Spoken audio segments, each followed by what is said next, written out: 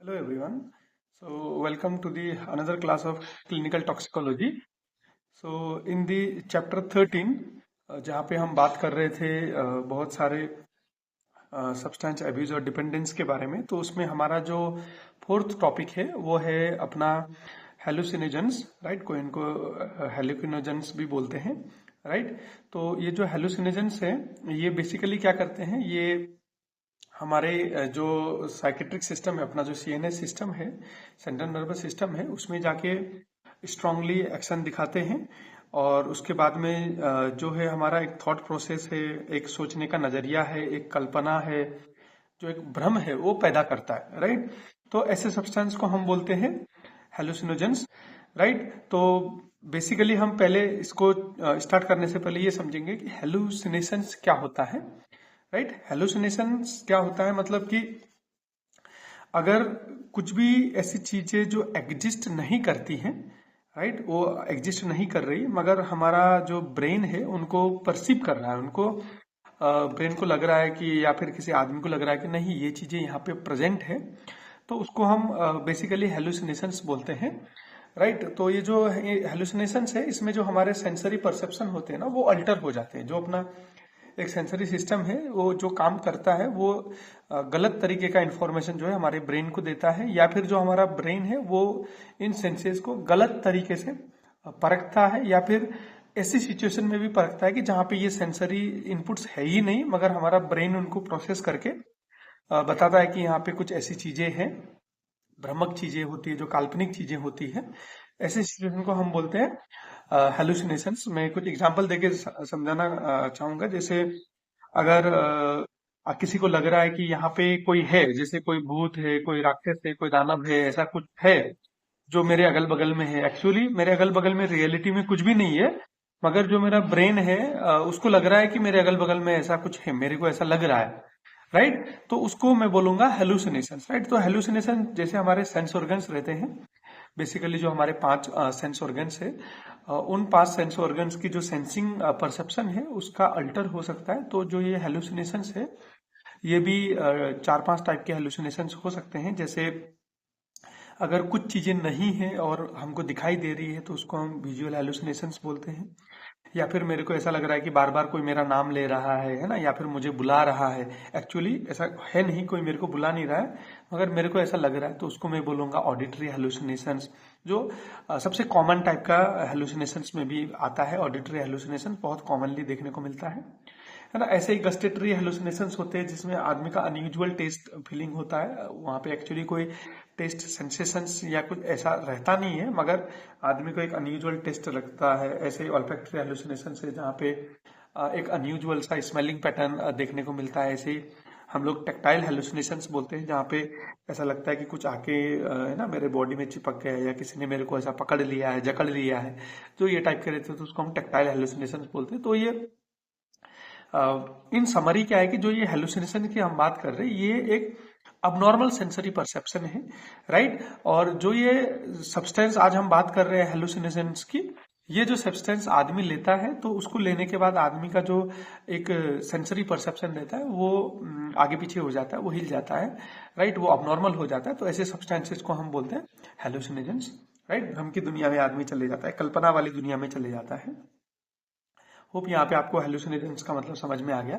इसमें बहुत सारे कंपाउंड आते हैं मगर जो हमारे सिलेबस में है वो कंपाउंड है एलएसडी। आप लोगों ने शायद इसको सुना भी हो सकता है। एलएसडी एक एब्रिविएशन है, right, which stand for lysergic acid diethylamide, right. ये एक पोटेंट साइकेडेलिक सब्सटेंस है, या फिर हम इसको साइकोमिमेटिक सब्सटेंस बोल सकते हैं। बेसिकली ये क्या करता है, ये हमारे सेंट्रल नर्वस सिस्टम में जाता है और अपने सेंट्रल नर्वस सिस्टम में बाइंड होके, है ना, उसकी जो एक्टिविटी है उसकी एक्टिविटी को बहुत ज्यादा बढ़ा देता है, और जिसकी वजह से जो हमारे ये जो सेंसरी इनपुट्स है ये अबनॉर्मल तरीके से परसीव होना चालू होते हैं, right. It induce the change in thought process, है ना। एक परसेप्शन जो है, सेंसरी परसेप्शन है, एक मूड है, उसको ये अलग तरीके से आदमी को फील करवाता है। It causes strong illusions. Illusions मतलब क्या होता है कि गलत चीजों को परखना, है ना। फॉर एग्जाम्पल यहाँ पे एक स्टिक है, अब मैं उस स्टिक को खंबा देख रहा हूँ, है ना। एक कोई रोप सामने पड़ा है तो वो रोप मेरे को सांप जैसा दिखाई दे रहा है। तो एक ऐसा इल्यूजन जिसको हम हिंदी में प्रिसाइजली भ्रम बोलते हैं, बहुत स्ट्रॉन्ग भ्रम कराता है, राइट। और हेलुसिनेशंस भी हो सकते हैं, जैसे मैंने पहले बताया हेलुसिनेशंस क्या है, 5 डिफरेंट टाइप के हेलुसिनेशंस हो सकते हैं, है ना। तो इसमें बहुत जो एडवांस हेलुसिनेशन होते हैं ना, इसमें जैसे कोई मेरा पड़ोस वाला है, वो मेरे को नुकसान करने की कोशिश कर रहा है, कोई मेरे अगेंस्ट मेरे को मारने की साजिश कर रहा है, कोई प्लानिंग कर रहा है, कोई मेरे को मर्डर करने की, लूटने की, ऐसा जो एक परसेप्शन रहता है, वो परसेप्शन एक बन जाता है जो एक्चुअली में होता नहीं, तो उसको हम बोलते हैं हेलुसिनेशंस, राइट। और स्ट्रॉन्ग इल्यूजन्स जो कराते हैं वैसे सब्सटेंस को हम क्या बोलते हैं, हेलुसिनोजेंस। तो इसमें से जो आज का हमारा टॉपिक का डिस्कशन रहेगा वो रहेगा LSD, that is lysergic acid diethylamide, जिसको हम शॉर्ट फॉर्म में LSD बोलते हैं, राइट। तो ये जो एक LSD है, ये एक सिंथेटिक डेरिवेटिव है जो एर्गोट बोल के एक अल्कलाइड्स मिलता है, राइट। ये जो यहाँ से कंपाउंड्स निकलते हैं, जो ड्रग्स निकलते हैं, वो अपने टोकोलाइटिक्स भी रहते हैं जनरली ड्यूरिंग द नॉर्मल, जो आदमी का एक नॉर्मल नेचुरल बेबी बर्थ का प्रोसेस रहता है, उसमें जो अपना यूट्रस रहता है उसको कॉन्ट्रैक्शन करने के लिए कुछ टोकोलाइटिक एजेंट्स जो है वो यही इर्गोट अल्कलाइड्स से निकलते हैं। ऐसे ही ये जो LSD है ये भी उसी वहां से अल्कलाइड से निकलते इर्गोट अल्कलाइड। बेसिकली इसमें क्या होता है ना, एक क्लेबिस्यूप्स परप्यूरा बोल के एक ये कंपाउंड रहता है, ये एक फंगस जैसा रहता है, तो एक जो अपना रय प्लांट रहता है, उस रय प्लांट में ये जाके ये फंगस उसको इन्फेक्शन कर देता है, उसको इन्फेक्ट करता है। तो जहां से ये एक अल्कोलॉइड निकलता है जिसको हम बोलते हैं एर्गोट अल्कलाइड, उसी को है ना बाद में हम लैब में फर्दर प्रोसेस करके वहां से LSD बनता है ना।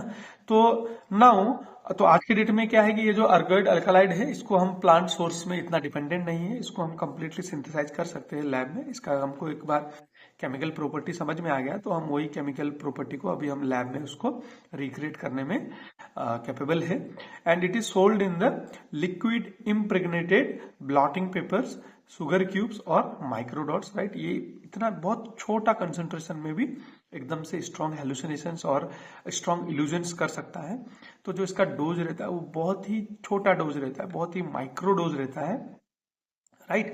तो ये जो है ये लिक्विड इम्प्रेग्नेटेड ब्लॉटिंग पेपर्स में बनता है, छोटे छोटे से डॉट डॉट जैसे ब्लॉटिंग पेपर्स रहते हैं, राइट। लोग उसको लीक करते हैं, है ना, स्ट्रांगली उसको इनहेल करते हैं, कोई उसको इंजेक्शन के तौर पे देता है, कोई इसको खाता है। तो अलग अलग तरीके से इसको हमारे बॉडी में एडमिनिस्टर किया जाता है, राइट। या फिर ऐसे शुगर क्यूब जैसे छोटे छोटे क्यूब आते हैं जिसमें इसका एक सर्टेन परसेंटेज रहता है जो आदमी को हेलुकोजेनिक इफेक्ट देता है, राइट। या फिर ऐसे माइक्रोडॉट्स में आते हैं, माइक्रोडॉट्स मतलब बहुत छोटे छोटे पैलेट्स जैसे रहते हैं, right. LSD is the most powerful hallucinogens active in 50 to 100 microgram, बहुत छोटा डोज होता है माइक्रोग्राम। 50 to 100 माइक्रोग्राम के डोज में भी ये बहुत स्ट्रॉन्ग हेलुसिनोजेंस की तरह काम करता है। ये रेडिली वाटर सोल्यूबल रहता है, इसका कोई ऐसा पिक्यूलियर कलर नहीं है, कोई एक पर्टिकुलर टेस्ट नहीं है, कोई इसका ऐसा कोई स्मेल है ना, कोई ऐसी खुशबू नहीं है इसकी।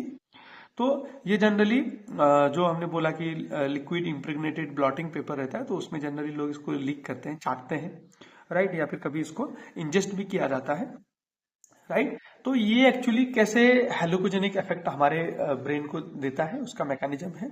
तो ये जो इसका LSD का जो स्ट्रक्चर है वो सीरोटोनिन के स्ट्रक्चर से रिजेंबल करता है, राइट। और ये जो फिर अपना जो सीरोटोनिन रिसेप्टर रहता है 5-HT2A and 2C रिसेप्टर, जो अपने सीरोटोनिन के रिसेप्टर है, ये सब टाइप्स है, तो उसमें ये अगोनिस्ट का काम करता है, उसकी एक्टिविटी को बढ़ा देता है। तो अब सीरोटोनिन का तो हमारे ब्रेन पे काम है मूड को स्टेबलाइज करना, मूड हार्मोन भी बोलते हैं इसको, राइट। तो ये आदमी को एक यूफोरिक स्टेट में लेके जाता है, आदमी को एक ऐसे इलाइट स्टेट में लेके जाता है कि आदमी वो एक कल्पना वाली जिंदगी रहती है, एक वर्चुअल टाइप की जिंदगी रहती है, जहाँ पे आदमी जो अपने प्रैक्टिकल सारे दिक्कतें हैं, जो फिजिकल हार्डशिप है, जो फाइनेंशियल हार्डशिप है, जो मेंटल हार्डशिप है, उनको भूल जाता है। तो आदमी इसका एडिक्ट बन जाता है, right. In addition to that it also activates the dopamine receptors, ये D1 रिसेप्टर को भी एक्टिवेट करता है और जिसकी वजह से यहाँ पे ये हेलुकोजेनिक इफेक्ट दिखाता है, राइट। ये तो हो गया इसका मैकेनिज्म ऑफ एक्शन। तो अगर किसी को अपना LSD का टॉक्सिसिटी हो गया है तो उसको हम कैसे आइडेंटिफाई करेंगे, उसके क्या क्लिनिकल फीचर्स रहेंगे, राइट। जो एक्यूट किसी को पॉइजनिंग हो गई LSD की, मतलब उसको 50 माइक्रोग्राम, 100 माइक्रोग्राम, है ना, 25 माइक्रोग्राम बहुत छोटे डोज में लिया जाता है। अगर किसी ने इसको लार्ज डोज में ले लिया है तो वहाँ पे ये एक्यूट इफेक्ट देखने को मिलते हैं, जिसमें बहुत सारे फिजिकल इफेक्ट जैसे मिड्रियासिस, पुपिल डायलेट हो जाता है ना। उसके बाद आदमी को वर्टिगो होता है, आदमी को टेकिकार्डिया होता है, हाइपरटेंशन जैसा इफेक्ट देखने को मिलता है। जो भी सीरोटोनिन के इफेक्ट रहते हैं, जो अपनी सीरोटोनिन सिंड्रोम में भी आगे देखे थे, वो सारी चीजें देखने को मिलती है ना। आदमी को एक्सेसिव स्वेटिंग होता है, पर्सपायरेशन होता है, पाइलो इरेक्शंस होते हैं, राइट। जो भी अपने ये जो ग्लैंड है ये इरेक्शन में चले जाते हैं। उसके बाद अपना हाइपरथर्मिया, बॉडी टेम्परेचर एकदम ज़्यादा हो जाता है, रेस्पिरेटरी रेट बढ़ जाता है, आदमी का जो एक मूवमेंट का कोऑर्डिनेशन रहता है वो कोऑर्डिनेशन में बिगड़ जाता है, जिसको हम अटैक्सिया बोलते हैं, राइट। और ऐसे ही आदमी हाइपर एक्टिविटी करता है और फिर धीरे धीरे कोमा में चले जाता है। ये डिपेंड करता है कि आदमी ने कितने डोज में उसको इनटेक किया है। और कुछ साइकोलॉजिकल इफेक्ट रहते हैं। पहले पहले तो आदमी को इनिशियली यूफोरिया होता है और आगे जाके फिर आदमी को डिस्फोरिया होता है, तो गिल्टी जैसा, पेनफुल जैसा सिचुएशन हो जाता है। विविध हेलुसिनेशंस, विविध का मतलब होता है एकदम क्लियर, है ना। ऐसा लगता है कि आंखों के आगे ही सब कुछ हो रहा होता है, जैसे हमको मूवी में दिखाया जाता है, फ्लैशबैक में मूवी चली जाती है, तो वो टाइप में आदमी को एकदम क्लियर हेलुसिनेशंस होना चालू होते हैं, जिसको हम विविध हेलुसिनेशंस बोलते हैं, है ना। फिर बिजार परसेप्शनल चेंजेज, आदमी का जो एक परसेप्ट करने का तरीका होता है वो एकदम बिजार होता है ना। आदमी के जो फेस है वो डिस्टॉर्टेड देखने लगते हैं, और जो आदमी धीरे से भी बोल रहा है तो बहुत लाउड साउंड, जो अपने सेंसरी परसेप्शन है वो हाइपर एक्टिविटी करना चालू करते हैं बेसिकली, राइट। और ये तो हो गया एक्यूट पॉइजनिंग की बातें। और अगर किसी को क्रोनिक पॉइजनिंग है, मतलब लंबे समय से कोई इसके एब्यूज में है, तो उसको जैसे सिम्टम्स हमको स्किजोफ्रेनिया में देखने को मिलते हैं, है ना। वहां पे भी डोपामिन बढ़ा हुआ रहता है। स्किजोफ्रेनिया की जो थियरी है, डोपामिन थियरी, उसमें हमको यही देखने को मिलता है कि जनरली जो डोपामिन है वो हाइपर एक्टिविटी कर रहा है। तो यहाँ पे ये जो अपना एलएसडी है, ये डोपामिन को एगोनाइज कर देता है, डोपामिन एगोनिस्टिक एक्टिविटी रहता है, तो hyper dopaminergic symptoms like schizophrenia देखने को मिलता है। तो जितने भी स्किजोफ्रेनिया के सिम्टम्स है, positive symptoms basically, negative symptoms भी देखने को मिलते हैं, राइट। जैसे वहाँ पे स्ट्रॉन्ग डेल्यूजन हो जाना, इल्यूजन हो जाना, है ना, हेलुसिनेशंस हो जाना, वो सारी चीजें यहाँ पे देखने को मिलते हैं। आदमी फ्लैशबैक में रहता है, generally he will be relieving the euphoric situation, जो उसकी जिंदगी में अच्छे पल थे वो उसी में बार बार उन्हीं पलों पे जाके जी रहा होता है ना, रिपीटेड मोड में।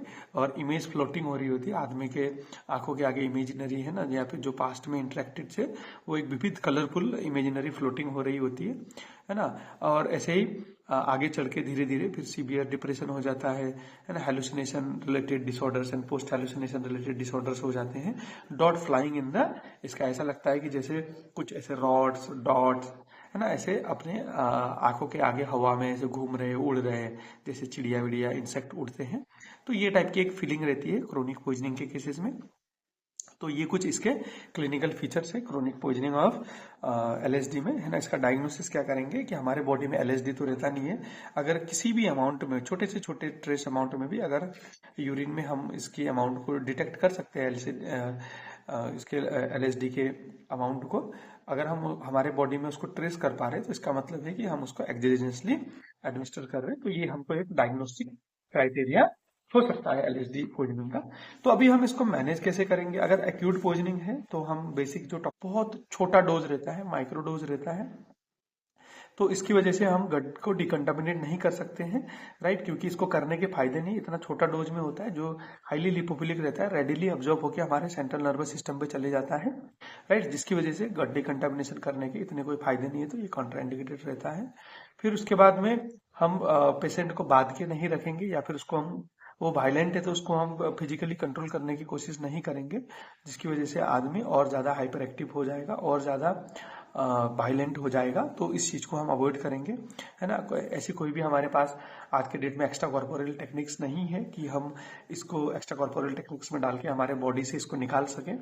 और जो भी हमारे पास अवेलेबल 5-6 एक्स्ट्रा कॉर्पोरल टेक्निक्स है वो इतनी इफेक्टिव नहीं है एलएसडी को निकालने के लिए। फिर इसमें भी वही बात आती है कि इसका जो डोज है वो इतना कम है कि वो ब्लड सिस्टम में नहीं, वो डायरेक्टली हमारे सीएनएस में चले जाता है ना। और आदमी को हम बहुत क्वाइट और काम जगह पे लेके जाएंगे, ताकि जो सेंसरी परसेप्शंस बढ़े हुए हैं वो ज्यादा हाइपर में ना चले जाए और आदमी वायलेंट ना हो जाए, है ना।